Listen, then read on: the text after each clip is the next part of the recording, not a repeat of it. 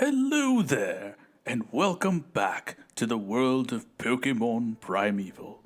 My name is Professor Redwood, but everyone calls me the Pokemon Professor. Well, that's enough about me. Could you tell me about yourself? Are you a boy? Or a girl? Or non-binary? Or gender fluid? Oh, I don't know. Can I be a bumbling ninja with zero social acumen? Of course! Hell yeah. Before we continue on with the rest of class, we have a few things to clear up.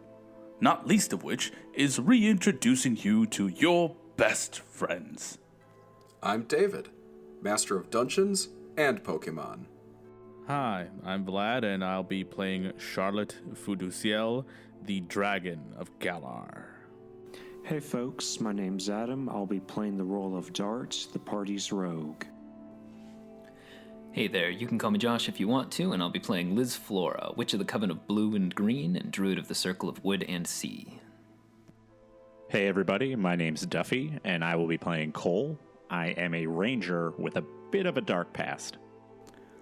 Now, while I'm quite sure you are all excellent students who take copious notes and couldn't possibly be watching videos of Squovitz during this lecture, or perhaps making exhaustive lists of feats attributable to fictional characters, I feel that a recap of our last session would be in order.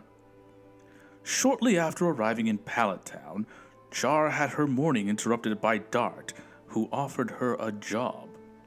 Well, his sales pitch could have used some work, as it caused Char to literally eject him from her room.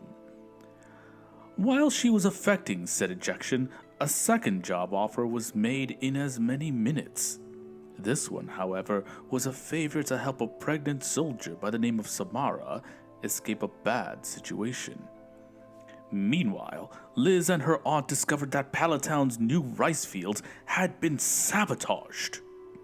Along with Cole, Liz agreed to go into town and bring the news to the mayor, as well as meet with Samara, as one of Liz's aunts was certain she would be going into labor later that night.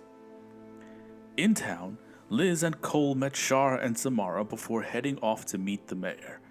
Two important things happened during the meeting. First, Liz and Cole were tasked with retrieving an overdue shipment of food.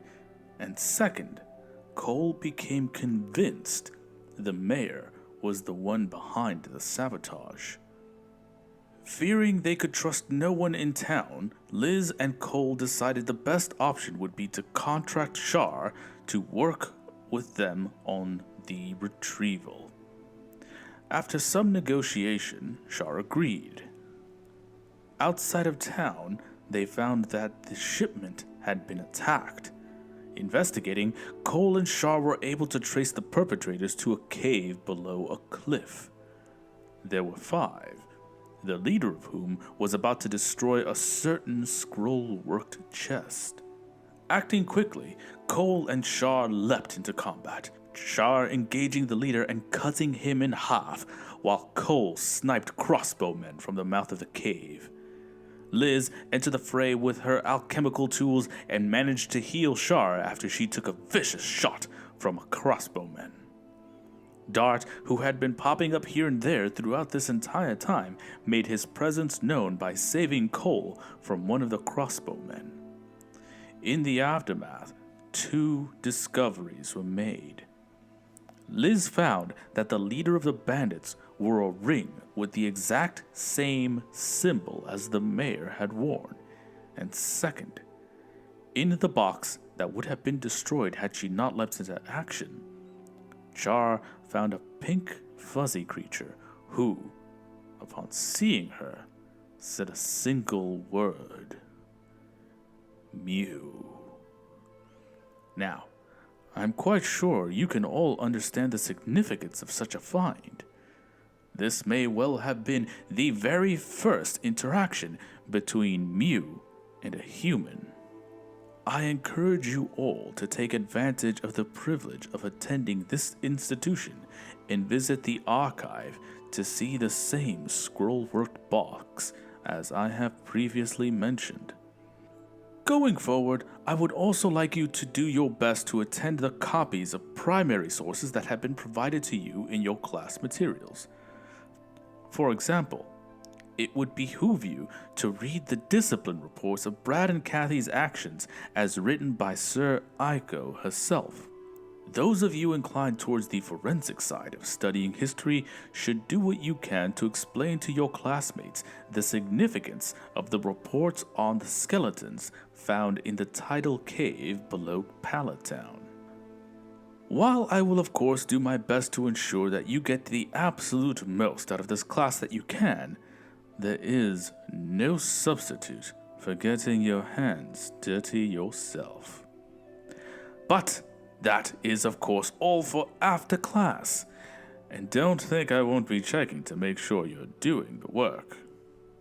For now, let us return to the past. Let us return to the period of Pokegenesis. Let us return to a time when the underlying theme of the world could have been summed up in a single phrase: evolve or die. Let's return to Pallet Town. Let's return to the tidal cave below the cliff. Let us return to 5 bandits. After slaying them, you found 2 interesting things. One was a symbol of a strange bird that no one recognized, but that some of you remembered seeing present on the mayor's finger earlier. And the other thing was a box with intricate carvings, some strange talismans, and inside of it, a weird pink fuzzy creature who says Mew. Now, this creature is kind of zipping around the cave, flitting between the 4 of you, seeming to take in your faces, take in your smells, and generally moving about like a bird, but there are no wings, and the way this creature moves does not make a whole lot of sense to you. So, do we have some reactions to this scenario? Char is delighted. She's sort of trying to scritch it behind its ear. It's not really allowing itself to be touched, but it's curious yet cautious. Oh yeah, no, it's like playing with a new kitten. I think Cole would probably just sit cross-legged on the ground, putting his bow back over his shoulder, and just watch, try and figure out what he's looking at. Dart, being invested in Char's well-being, is probably going to try to gently pull Char's arms away from the mysterious creature. Those arms are important. You might need them later. Yes. Liz is racking her brain, trying to think if there's anything that she has encountered that is anything even near what this is. Yes, Liz, is this some sort of Kanto variant of a cat? What is this thing? It's adorable. So this is where we're going to need a nature check from Liz. I'm going to say right beforehand that you do know something. You have some ideas. We just need to see how close you can get. Total roll is a 5. Well, it's very cute. You have some knowledge of the supernatural. You're aware that there are forces in nature that most humans cannot perceive or have an impact on. Your aunts, particularly Rita, are more in tune with that side of the world than most other people are. But you've never encountered one of these nature spirits in a physical manifestation.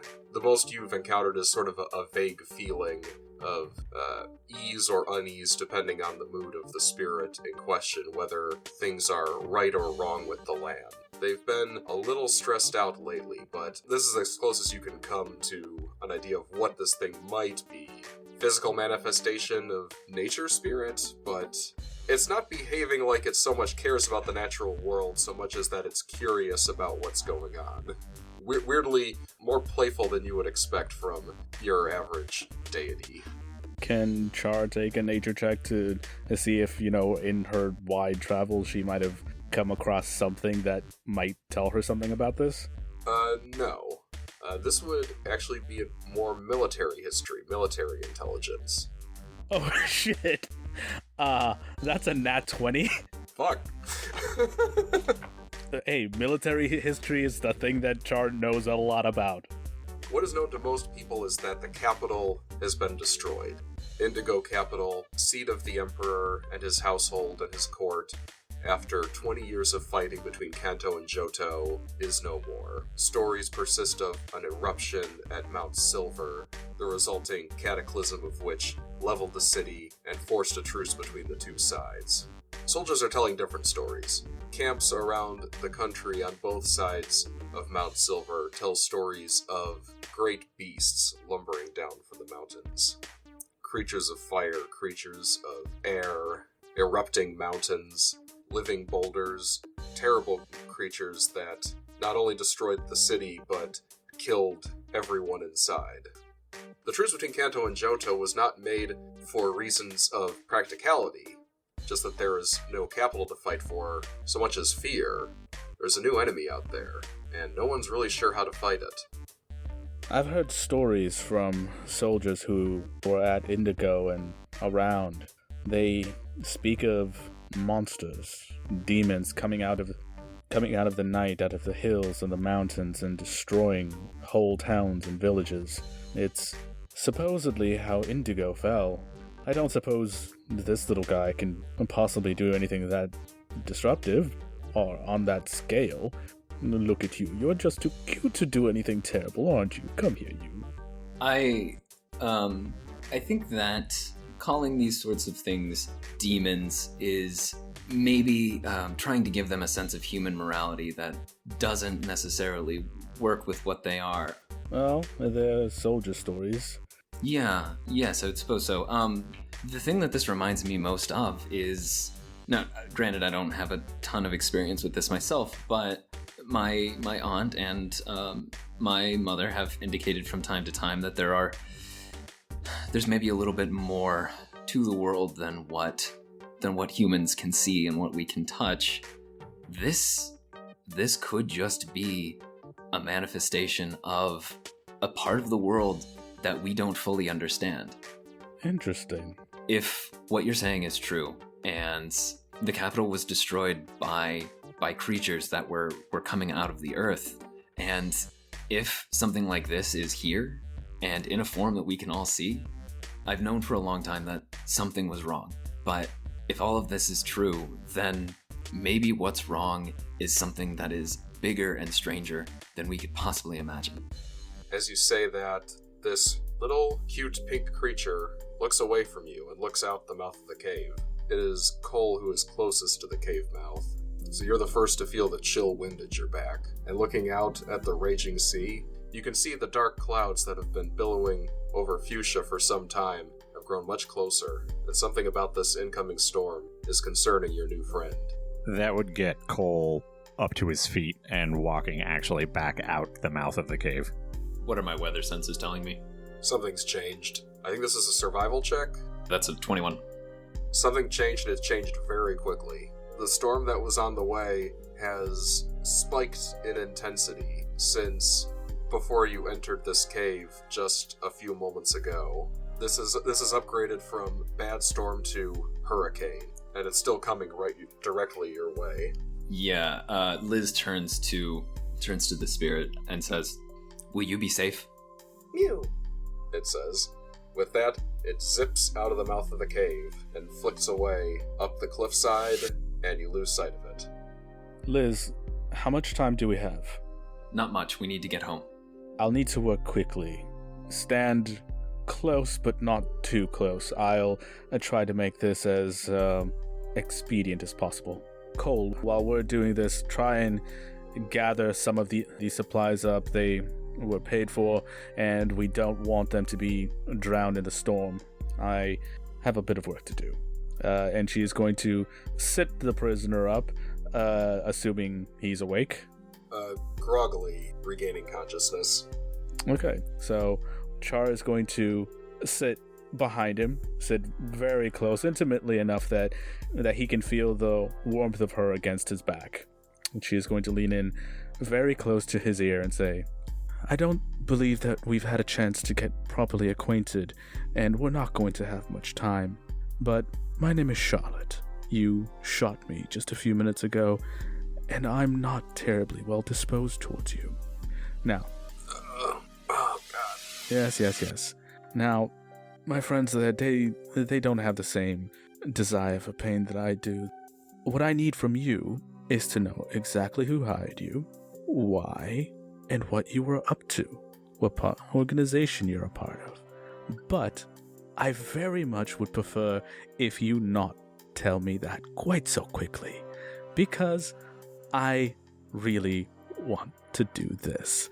And she is going to roll a strength check to break one of his fingers. That is a 16 to break a finger. Yeah, that's plenty. Alright, he screams in pain. Oh, dear, no.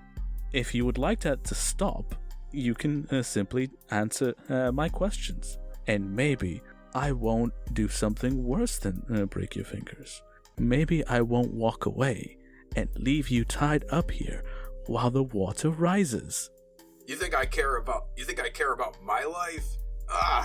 Do your worst, foreigner. This is bigger than any of us. This is about the future of Kanto. Oh dear me, child.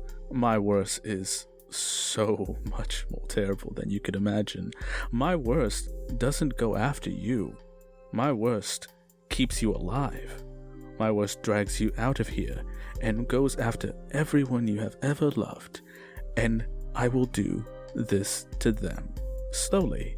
And, oh shit. That's a 23 to break another finger. Now, would you care to try that again?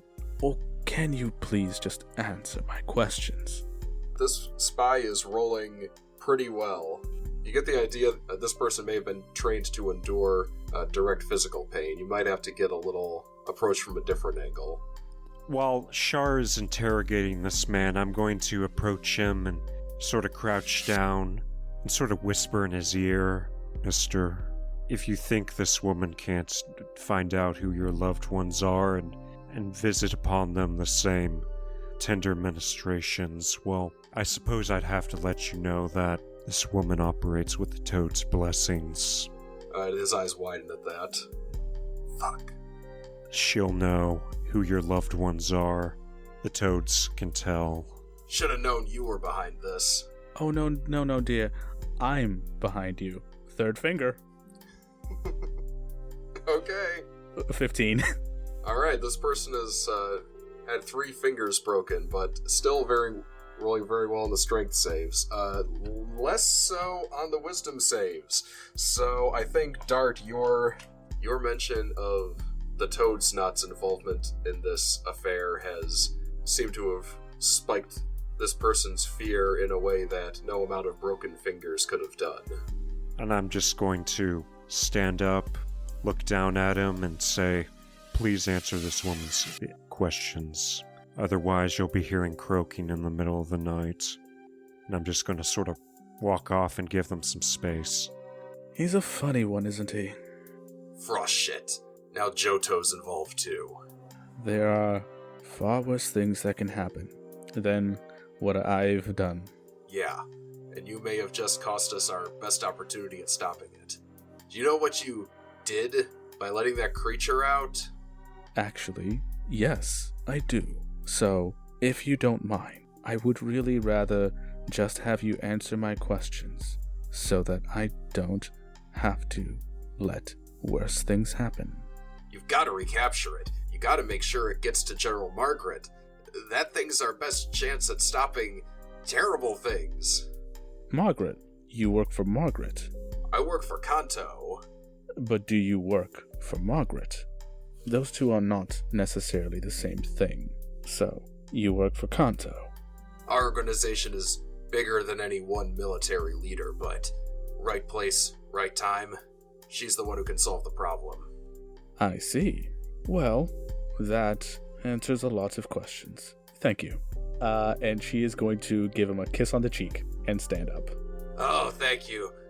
She is going to walk away, leaving him tied up in the cave. Hey, where are you going? Wait, we're just leaving him here to drown? That's not the most pleasant way to go. No, it isn't, but he did shoot me. So while you were doing all that, Cole would have, he would have tried to pack up anything he could find, but he also would have stripped down any gear or anything worthwhile off of the bodies of the other gentlemen. So that would be piled outside the cave, and he would have used the wreck of the carriage to create a kind of funeral pyre, because even though they were enemies, they don't deserve to just have their bodies sit there in a cave. The weapons are of pretty good make. Whoever is equipping these guys seems well funded. What particular weapons do they have? I know I wrecked one crossbow. No full blades, nothing that would stand out in a crowd, but the knives are small, easily concealable, yet long enough to easily wound or incapacitate a vital organ. The largest member of this squad that fought toe-to-toe with Shar in our last episode had a very serviceable battle axe. Easily disguised as a woodcutter's axe, but definitely designed for cutting flesh rather than wood. How many small knives? One per person, 4. You can never have too many knives. So outside the cave mouth, there would be a pile that involved that battle axe, the 4 knives, any salvageable bits of armor, things that might be worth selling or that we could use.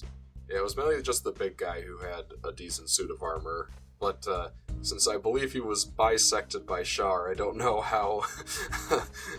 Yeah. Probably just some shoulder guards at this point. The chest piece, I think it was ruined by her vicious assault. Any supplies I was able, like food, the rice that was supposed to be coming, anything like that was salvageable is outside waiting. Yeah, I believe only 1 barrel from the 4 had survived. I guess let's try and get it up a cliff. And then, of course, there's the strange box. Box is empty now, though, right? Yes. But it may be the only thing that can contain. Char's definitely going to want to take that box, but getting it up a cliff face while carrying everything else is going to be tricky. Well, you don't have to carry everything. No. Are there any sort of, nooks in this cave that could potentially be outside of the water line, or is the whole thing about to be drowned? Do an investigation check. Yeah, that's a 9. Yeah, you don't see any way to get this stuff out of the cave. Dart, give me an intelligence check. Oh, that's a 2. I'm just sort of doubling on my lips. That would be a 4 with modifiers. Yeah, 4's not going to get you much. You can't fathom the motives of these people right now. The whole espionage side of the spy game was never really your strong suit. You were hoping to pick up training during your mission here, but, well, I guess that's a story for another time. He's more of a wet work operative. Exactly. Mm-hmm. Alright, if we can't get it up the cliff and we can't secure it here, suppose we leave it and hope for the best. It's in a barrel, so maybe it'll survive. But we have to get out of here before we drown. We shouldn't leave this man here, though.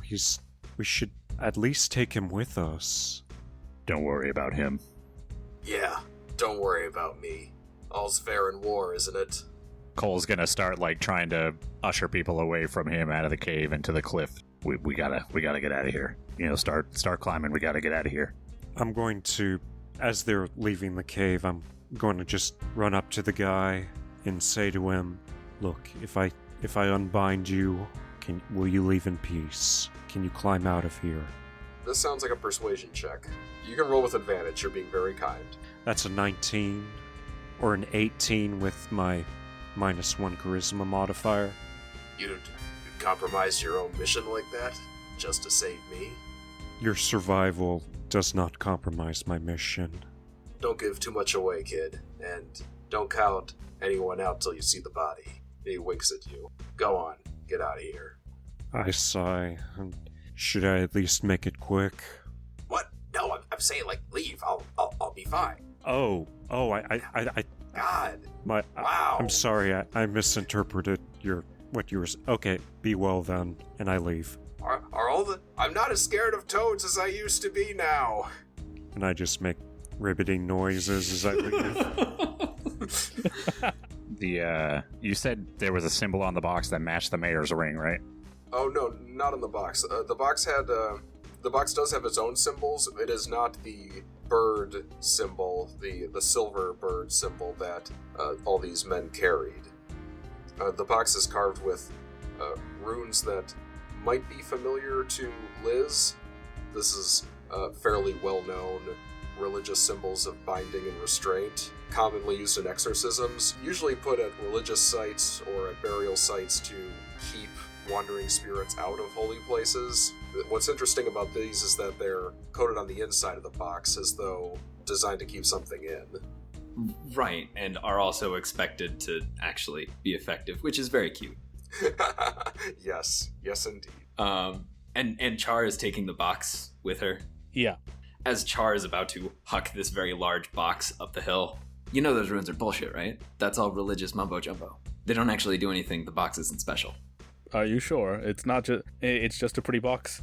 Yeah. The reason that the thing was inside the box was either because it wanted to be or because it can't go through wood. If ethereal spirits are literalizing, that could be a very real possibility.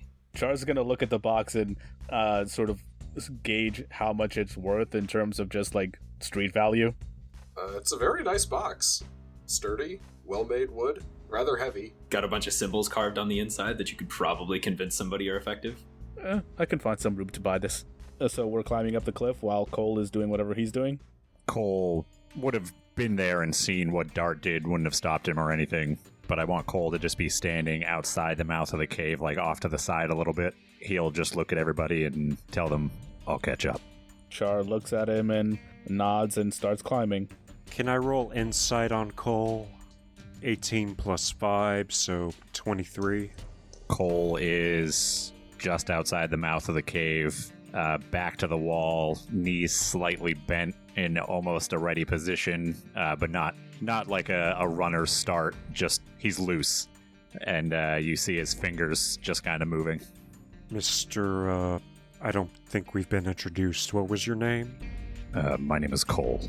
A pleasure to meet you. My name is Dart. The man in there is, I've finished the job. He's not going to be bothering anyone anymore. And I guess that would mean I'd have to roll deception. Yeah, absolutely. 7, yay! Alright, well that was a 19, a natural 19 without the advantage. Well, I'm sorry. I'm sorry, buddy. I guess you're gonna have to die anyhow. No, Cole's not even gonna be upset with Dart. It's okay. I have other business with this gentleman. And sort of being taken aback by Cole's cold mystique, I guess I'm giving up hope and climbing back up the cliff. Cole's gonna wait outside the cave. He's gonna be off to the side and try and be as stealthy as possible. He wants the guy to think he's alone, so he'll come out. Alright, so you wait and wait. It takes a few minutes. Waves are starting to get higher, water levels starting to rise. The storm is beginning to pick up, but it's not too long before your patience pays off, and you hear the sound of something being uncovered inside the cave. And the man comes out dragging a raft on the wet sand.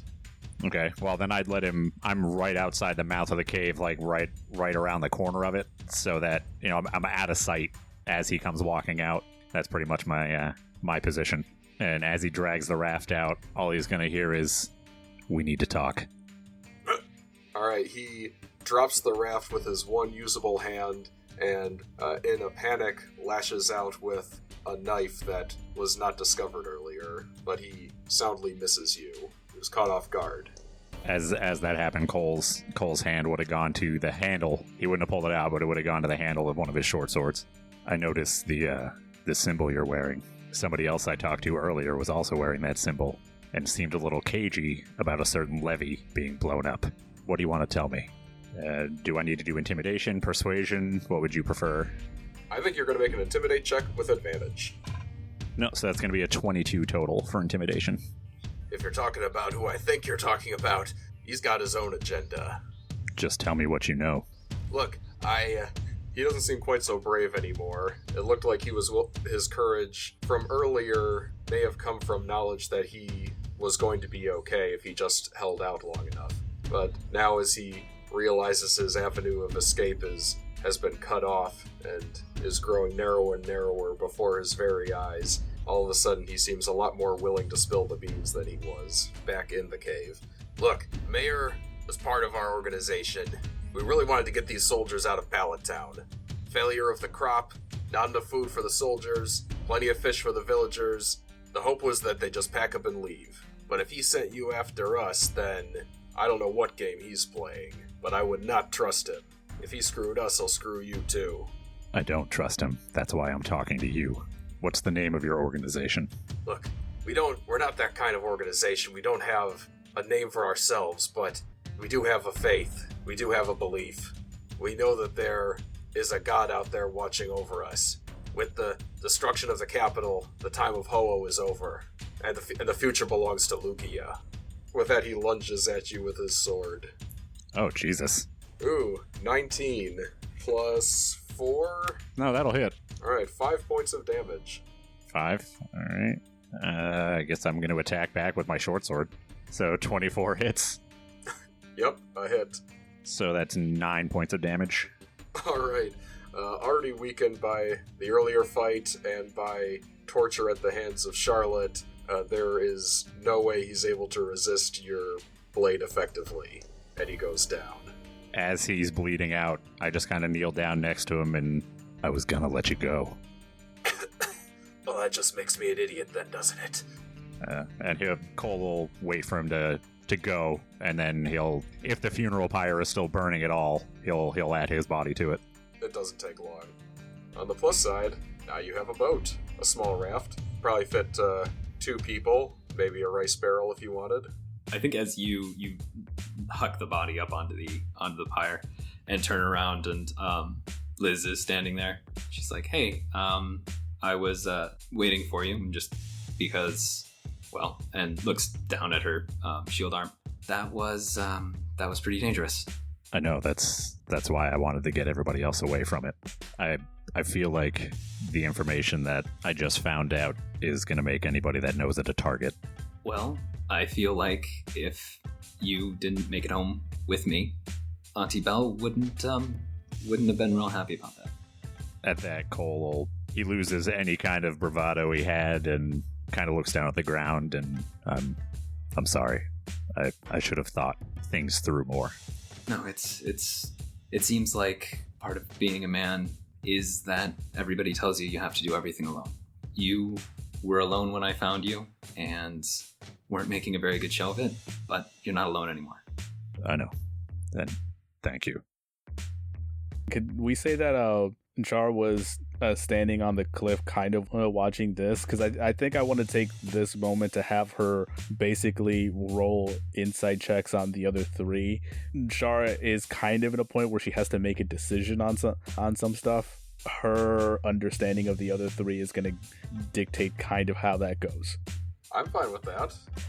That is a nat 20 on Liz. On Cole, that is a 12. On Dart, that is a 16.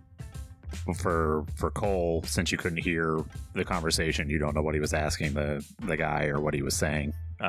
Pretty much what you seem to gather is that Cole won't kill unless he has to. He doesn't go out of his way to find violence, but if you put him in a situation, he's most certainly not afraid to defend himself. For Dart, you can tell that he has a very weird interest in Char, almost kind of a hyperfixation. You get a hint that Dart may have had an ulterior motive for staying in the cave, and that beneath all the social awkwardness and robotic affect, there may be a bit of some ulterior motives and a bit of a deceptive intelligence underneath all that. I think you would be able to pick up that Liz doesn't trust you overly much. A little bit doesn't love the fact that you're along, is basically just like, well, I mean, needs must at this point, and it like engages with a lot of these sorts of things as pragmatic, like from a pragmatic perspective. I think you get the sense that, especially when in the context that you've interacted with her, she does a lot of things that she isn't super comfortable or happy about, just because like they are the things that need doing. So we'll knuckle under and kind of take care of things, but wants very badly for things to be different. Okay, that's kind of made the decision for her. She knows what she's working with. If we're back down on the beach with the rising tide with Liz and Cole, can you help me load this barrel into this raft that I just seem to have acquired? Yeah, I'll do what I can. And so she gets an arm underneath it and sort of helps you shoulder check it into the raft. What are we looking at for like a beach line? Like the water is rising. If I wanted to say pull the raft on a rope and let it, float, would I be able to do that? And would there be somewhere a little bit further down the beach that's not a cliff face, or is it all cliff face? Eventually you'll get to the salt marsh, so the former salt marsh, current failed rice paddy, and that's probably going to be the easiest place to pull this up. I'd say that would be a lower difficulty check than trying to engineer a stable structure without you there to control it. If it's just as fast to walk down here pulling it as it would be walking up on the road, I'll do a check to tow it in the raft. I'm definitely here to help. So Cole wants to pull this raft with a barrel in it. What do you need from me? I don't think engineering-wise that's complicated. I think controlling it with the wave action to make sure everything goes smoothly, this is going to be an athletics check. With two of you, I think you can roll with advantage. Whoever has the higher athletics check can make an advantage roll. Oh, gee, I wonder who that is. Yeah, I'm assuming that's Strong Boy. And that's a natural 20. Okay. Yeah, natural 20 on athletics. All right, you're doing very well. It's sort of like towing a very misbehaving heavy kite. To let the rolls kind of take some of the description, you would have been able to pull it by yourself, but basically Liz has been kind of coming behind you and finessing it and making the minor corrections necessary that took this from being something that was achievable to something that was easy. Oh, I like that. Nice. While we're towing this and we have the sound of the waves and everything disguising it because of what Liz said earlier. Yeah, I was going to ask. My suspicions about the mayor earlier, turns out they were pretty spot on.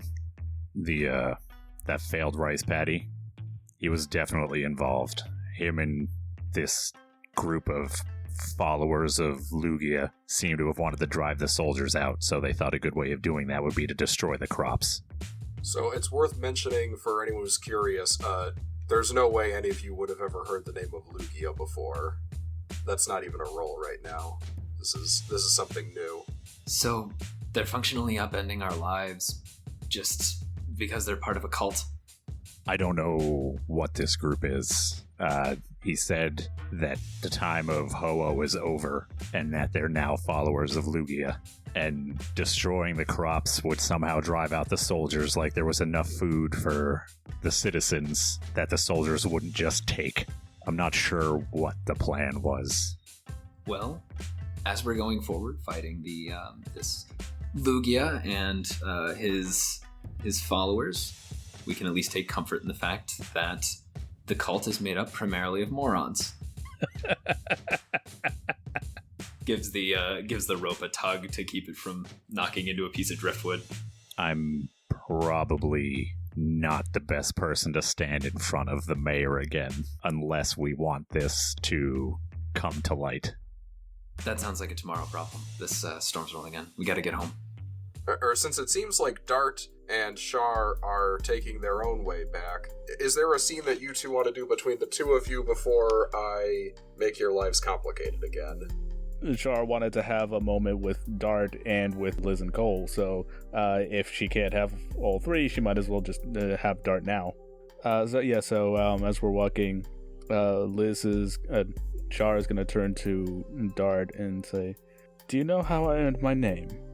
The title or your proper name? The title. The Dragon of Galar. I do not know. I was out on a recon and force mission for my mercenary unit. I had taken my regular company of 20 men. Good men. Smart. They were not the bloodthirsty idiots you sometimes find in mercenary units. They were friends. While we were on patrol, we came across an army 1,000 strong on the way to attack the lord whom we had been hired by. Now, we could have sidestepped and led them forward, but if we had done so, they would have run straight into the backside of our company. So, myself and 20 men took on this 1,000-strong army. We led them into a valley, at the head of which was a village. I turned the village, made them into soldiers. Well, not soldiers, but skirmishers. And over the course of 3 days, myself, my 20 men, and these villagers slew all 1,000 soldiers. Well, actually, 1,123. I counted. And at the end of those days, every one of my men was dead. Every one of the villagers was dead. And I stood atop a pile of corpses, friend and foe. I don't have any proof, but I very much believe that this other lord had been bought off by the Jotuns. So, if your people wish to hire me, I'm afraid it's going to be a very expensive hire. Whew. Wow. I sigh, and I glance over to her, and I say, "Why did you involve the villagers? Wouldn't the sensible course of action would have been to evacuate them?" I could not have held otherwise. There are stories of 20 men defeating army of 100,000, but those are just stories. In real war, there are choices to be made and prices to be paid, and the only way to stop this army was to get everyone that I could. I evacuated the children. I sent them off with the only one of my men I could trust to deliver them and the news of the oncoming army. But everyone else had the choice of standing and fighting and hopefully stopping this horde or running away. It's very subtle, but Dart's shaking. "So you made orphans out of those children. If they're alive, they're probably reduced to begging for scraps in the city." No, actually. They've been absorbed into the company of the Salamander. They are messengers, runners. They'll have a life. Dart's trembling sort of subsides. Well, I suppose that's preferable to the life of an urchin. As for the toads, being a foreigner, I don't know how familiar you are with Jotun canton politics, but I suppose may as well come clean. I am an operative of the Toad's Knot. I am a lower-ranking member. My objective here in Pallet and the surrounding vicinity was to recruit the Dragon of Galar to bring her services over to Johto in order to better prepare our side for when hostilities with Kanto are re-engaged. No bloody shit. I saw your sign earlier. I don't know who made that sign. That was some idiot. Dot, they didn't teach you very much about lying, did they? No, they taught me many things about lying. I just didn't absorb the information too efficiently. Well, perhaps if we spend much time together, I'll have to teach you a thing or two. And she's going to sort of pat him on the shoulder as they walk. Whatever else, I thank you for coming into the fight. You didn't have to, and I owe those other two an apology. I reacted as if I was with my old unit again, and that is no longer the case.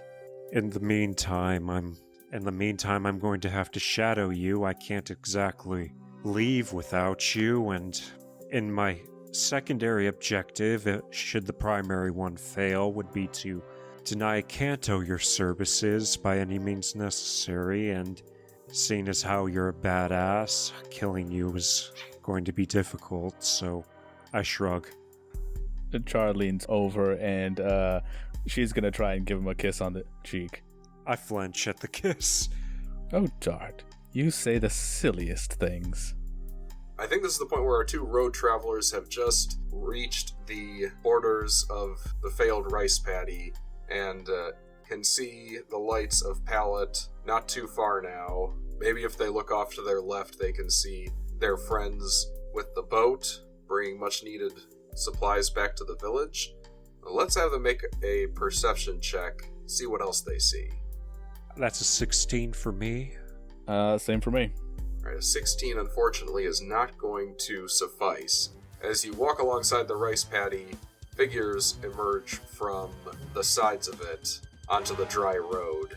You find yourself surrounded by 3 very wet, very uncomfortable looking soldiers, weapons drawn. And look who's got a fancy box that those guys were waiting for. 2 of the soldiers would be familiar to the audience, if not to our heroes. Brad and Kathy are covered with mud and rotted rice plants and seem very upset at their lot in life, but they do have their swords drawn and they're ready to do their jobs. The other soldier would be recognizable also to the audience as a fully armored Sir Ico. Pardon me, is there something that I can do to help you? Yes, you can answer my question with bluntness and honesty. Are you responsible for the destruction of the rice shipment that was on its way to this town? I don't particularly enjoy answering questions at the point of a sword. It's not a very good way to start a conversation, I don't find.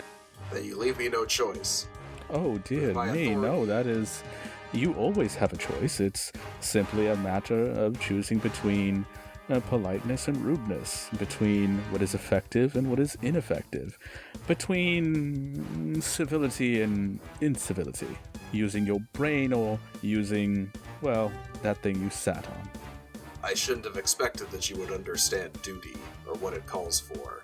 My dear, I know more of duty than you will ever learn in 100 lifetimes. Then perhaps you'll understand now that my duty compels me to place you both under arrest. You're both coming with me. Well, no. Your duty compels you to try and get information from me in the most effective way possible. And, as I said, I don't particularly like answering questions at the point of a sword. So perhaps you would like to tell your soldiers to sheath them and ask me nicely. I might even answer. And I would like to roll intimidation. I was going to call for one. That's a 24. I think what I would like from one of you, whoever is better, I would like one of you to make an insight check. That is a 22. You can tell that you've got the other 2 rattled. The man and the woman are they're glancing at each other sort of behind their commander's back, and you can tell that you can spot the telltale signs of a long friendship and many, many hours spent together. Entire conversations are passing with the barest flick of the eyes or adjusting of posture between these 2. They seem very nervous and trying to figure out what to do next. The captain, however, advances slowly, calmly, a single step, and she says, "Soldiers, see to your duties." And reluctantly or not, Brad and Kathy adopt fighting stances. One high, one low. Oh, great. Cole and Liz, from the salt marsh below, you could see your friends, or at least your traveling companions, whatever they are right now. You could see Char and Dart walking on the ridge above you. What I would like from you both is perception checks to see if you noticed the ambush that was awaiting them in a timely fashion. Nope. That is a 5. I feel like you're going to think I'm lying when I tell you I got a natural 20. Well, he is the tracker. So that actually puts me at a 28. Holy shit! With a natural 20, I will say that it is entirely possible that you were already hiding behind them the whole time and could jump out at any moment. So pretty much we'd be towing this barrel along Cole doing most of the pulling and Liz doing corrections and things like that, and the barrel would actually run into the back of Cole because he had stopped and was just looking, almost like a pointer, the ground around where our traveling companions are, and all he says is, bolts. Would look over to Liz and say, I feel like our friends are about to get in some serious trouble. Yeah, and I think we need to get in closer. I'm no good from this far back. Liz looks at this like barrel that we're dragging along, looks at the very long and extremely wet distance that they would have to cover, and then looks at Cole and kind of sees that look. It's just like, all right, let's. She like pulls out her knife and a bit of like shoves it into something wooden nearby and ties it off so that the barrel doesn't, or so that the rice doesn't float away. Pats down her person, notices that most of her very cool stuff has already been used, and looks at Cole and says, I would just like to say before we go that this is a bad idea. Cole just looks at her dead in the eye and says, I know. I don't want to get right up on them, but I want to get within 150 feet. And as soon as I breach that distance, my longbow comes off of my shoulder and I have an arrow knocked. Liz is just trudging behind him, being like, of course I just give the whole speech about, oh, you don't have to be alone anymore. Nobody has to do this alone. You gotta look out for each other. Just like sorting out packages of the choking powder and generally getting ready for this very dumb thing that we're about to do. Can I roll perception to see if I can understand her mumblings? Sure, why not? Oh, goddamn. That's an 11. Maybe you catch some of it. You hear her frustration. She flips you off as she walks past because I have to get in far closer than you do. And that seems like a tense situation that I don't super have to be quiet walking up on. Oh dear. Now that you've lost the argument of wits, you turn to your friends to fight for you. How very noble of you. How very... What's the word? Cowardly. Yes, that's a word. How very cowardly. You couldn't even try to arrest me yourself. Dart's going to just take his hand and cover Char's mouth. This is either intimidation or persuasion, but I'm basically drawing her out so that she'll try and fight me by herself. I'm going to whisper to Char, do we need to antagonize the local garrison? All they were asking was, did we seize or steal or destroy the grain shipments? And we didn't, and they wouldn't have any evidence that we did so why are we antagonizing them?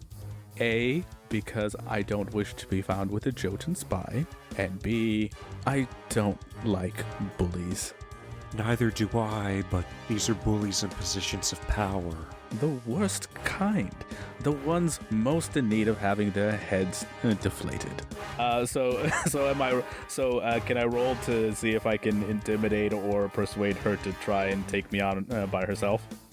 That would definitely be persuasion rather than intimidate. That is a 19 total. Unfortunately, you are making this check with disadvantage, so... Ah, fucker. The second one would have been a 23. You wish to duel me? You who were not born here? You who have no part of our culture, of our society? You wish to engage in the most sacred acts of the samurai class with me? You wish to duel Aiko? I, the daughter of counts and dukes. I, whose blood runs more nobly than yours could ever dream of. I, who has... Ooh, flinch at that last part. I, who has fought more duels than you could possibly count, my dear. So, yes, if you are done... What is the word? If you are done squawking like a chicken, yes, I would like to duel you, one-on-one. You don't deserve that honor. I should butcher you where you stand for the insolence of your tongue. However, I find myself wishing to remove your tongue. Oh my, you should really prefer to do other things with my tongue, but if that's what you prefer. I'm going to enjoy cutting it out of you. Draw your blade, Gaijin. if we want to cut back to the duel that's about to go down for a second, Dart's taking a seat beside Kathy and Brad, and he reaches into his pouch, produces a rice cracker, and offers it to them. You're offering it to the soldiers? Yeah, to Brad and Kathy, they don't seem as enthusiastic about this whole affair as Aiko and Shar do. So Aiko and Shar stare each other down. Like, just cutting rapidly between close-ups on the eyes. It's like, thump, thump, thump, thump, thump, thump. Music is swelling and getting more intense, and then all of a sudden it cuts over to Dart and Brad and Kathy. Brad is sweating. He has his serious face on, but his eyes betray his concern and fear. Not necessarily at losing his life, but at what he might have to do. And all of a sudden, a treat is being offered to him, and without even thinking, he grabs it and starts munching on it. It's like a close-up on his face, and this rice cracker just kind of enters the frame. Yeah, there was no thought to it. That he moved on pure reflex and began munching down. And with that, Kathy drops out of her stance just to smack him in the shoulder to give him a punishing smack as you might do a misbehaving dog. And that smack is just like it's like a cross-screen wipe as we cut to commercial. Well, that was quite the cliffhanger. Don't forget to subscribe so you never miss a bit of this incredible story we're building together. Also, don't forget to leave a review as it helps more people find our little class. If you'd like to get in touch with us, we can be found on our Twitter and Instagram accounts at Pokemon Primeval. And you can always email us at PokemonPrimeval@gmail.com. Thanks, of course, to our wonderful adjuncts, Kevin MacLeod for providing music for our session, and Kit Mulcairn for providing the voice of Mew. We hope to see you in 2 weeks in our next session, where our story continues.